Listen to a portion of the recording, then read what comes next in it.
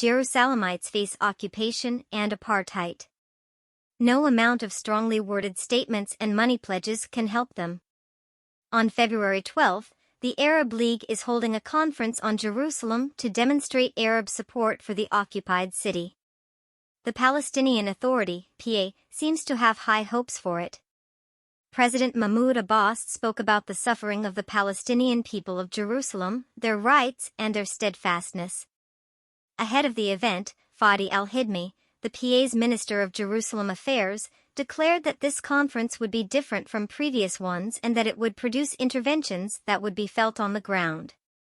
The event would put the occupied city at the top of the Arab agenda, he maintained. But for many of us Jerusalemites, this new Arab League initiative is invoking more skepticism than anything else.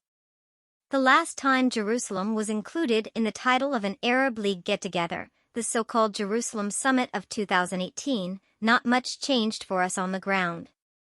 The summit issued a strongly worded communiqué, rejecting United States' recognition of Jerusalem as the capital of Israel and the transfer of its embassy to the occupied city. Just 2 years later, however, several Arab nations signed normalization deals with that same Israel, sponsored by that same U.S. These so-called Abraham Accords irrevocably hurt the Palestinian cause, and by extension Jerusalem. With the firm support of the U.S. and the confidence of normalization with Arab states, successive Israeli governments have accelerated the Judaization of the occupied city over the past 5 years.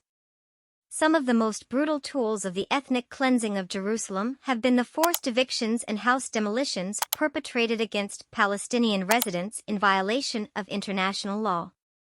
According to the United Nations Office for the Coordination of Humanitarian Affairs, OCHA, there are close to 1,000 Palestinians facing the imminent threat of eviction under various legal pretenses. Their homes will be either taken over by Israeli settlers or demolished. In January alone, 39 Palestinian homes and other civilian buildings were bulldozed by the Israeli authorities, dispossessing some 50 people. The argument the Israeli government most often gives for these criminal acts is that Palestinian buildings do not have permits issued by the Israeli state. According to the UN, a third of Palestinian homes do not have such permits, which puts some 100,000 residents at risk of being forcibly displaced at any given moment.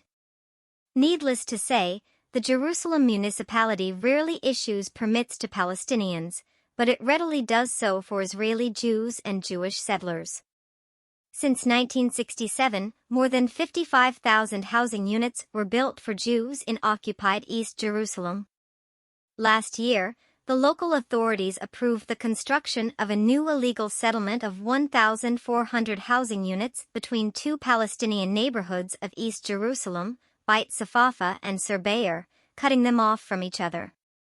This is one of many examples of how Israel is purposefully breaking up Palestinian territorial contiguity and eliminating any possibility of carrying out the so-called two-state solution, which the Arab League continues to call for. The Israeli state has also accelerated the expansion of infrastructure servicing illegal Jewish settlements in Jerusalem at the expense of the Palestinians. Take, for example, the so-called American Road, a highway project that is set to link illegal settlements in south, east and north of occupied East Jerusalem. It will cut through several Palestinian neighborhoods, such as Jabal al-Mukaber, and lead to the demolition of dozens of Palestinian houses. While ramping up the forced displacement of Palestinians from occupied Jerusalem, Israel is also doing everything to make life unlivable for those who remain. As an occupying power, the Israeli state has the obligation under both international humanitarian law and human rights law to ensure the welfare of the population, but it is not doing that. Although Palestinians pay taxes to the Israeli state, just like Israelis, they do not get the same level of services. Basic infrastructure and utilities in Palestinian neighborhoods are neglected, as the Israeli municipality of Jerusalem allocates less than 10% of its budget to Palestinian residents, who represent more than 37% of the population of the city. In 2001, the Israeli Supreme Court found that Israeli authorities were violating their legal obligations to provide proper access to education to Palestinians in East Jerusalem. Unsurprisingly, the problem only got worse over the following 2 decades, and today there is a deficit of 3,517 classrooms in Palestinian schools due to Israel's systematic negligence. Palestinians, of course, have no legal means to hold the Israeli authorities accountable for violations.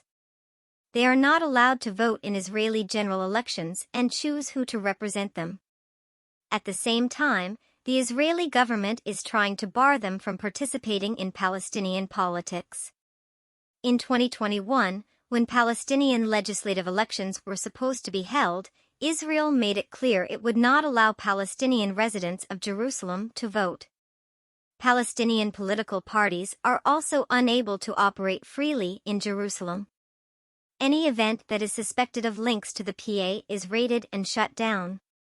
In early January, for example, the Israeli police raided a meeting of a parents' committee in the neighborhood of Isawiya, where parents had gathered to discuss the shortage of teachers. Israeli officers informed them they were closing the meeting because it was a terror summit.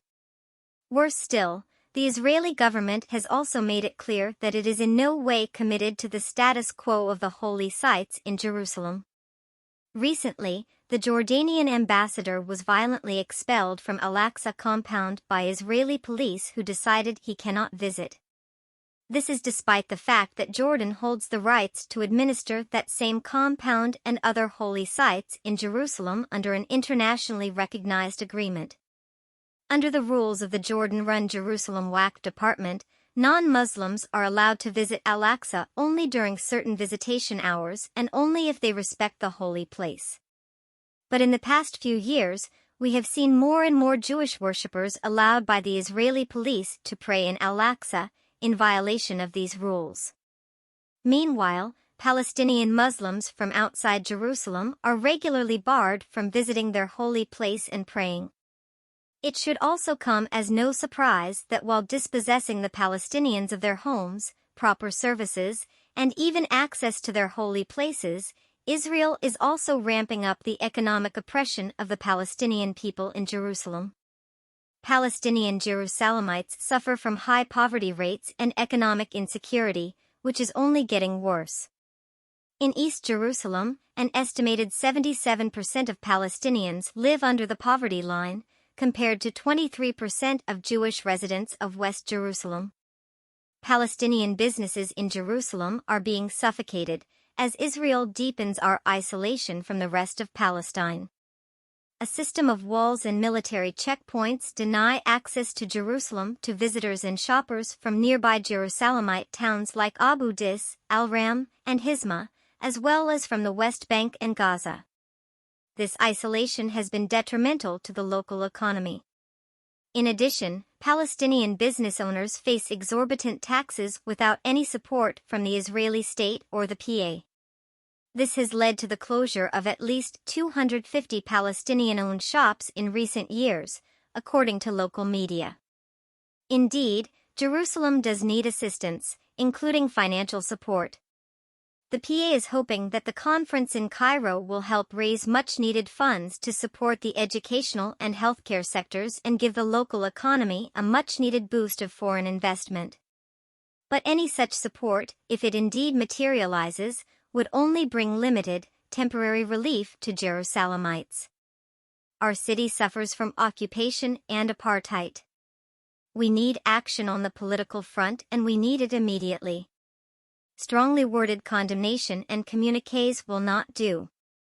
Indeed, we Jerusalemites are known for our sumud, steadfastness, and it should be celebrated at international forums like the Arab League. But under the oppression of a merciless occupier, we are getting near the limits of our resilience.